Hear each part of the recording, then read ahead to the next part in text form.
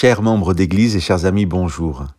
Le prophète Jérémie, dont l'histoire nous est racontée dans le livre qui porte son nom, est contemporain de la fin du royaume de Juda, de la prise du royaume par les troupes du roi de Babylone, roi qui déportera le peuple de Juda à Babylone.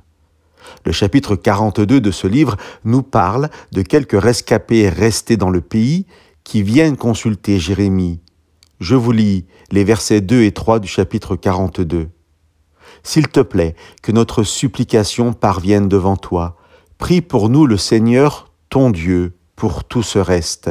Car nous étions beaucoup, et nous ne sommes plus qu'un petit reste, ainsi que tes yeux le voient.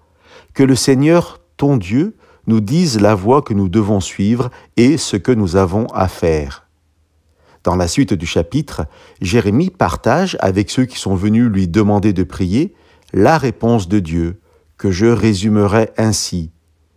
Ayez confiance en Dieu, ne cherchez pas la protection du roi d'Égypte, restez en Israël malgré la menace du roi de Babylone.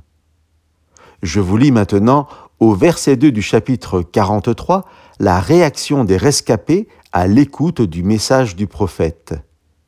Ce que tu dis est faux. Le Seigneur, notre Dieu, ne t'a pas envoyé pour dire « N'allez pas en Égypte pour y séjourner en immigré ». Chers amis, je ne sais pas s'il faut sourire ou pleurer face à la réaction de ces hommes. Sourire devant tant de mauvaise foi et de malhonnêteté. Ils demandent à Jérémie ce que son Dieu a à révéler, mais ils répondent « C'est impossible que notre Dieu puisse dire ça ». Mais ne faut-il pas pleurer pour les mêmes raisons?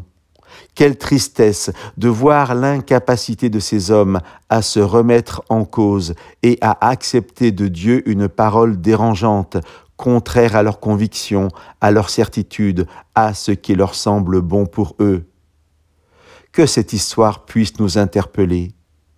Venons à Dieu, à sa parole, et entendons-la comme sa parole. Il est possible que le message qu'elle contient nous dérange, nous remette en question, bouscule nos certitudes.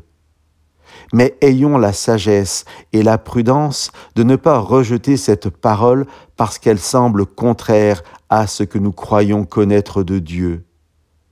Dieu veut notre salut et notre bonheur.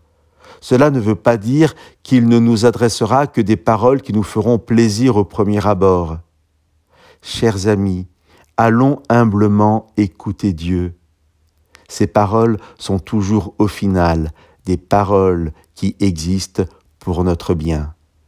Que Dieu nous bénisse.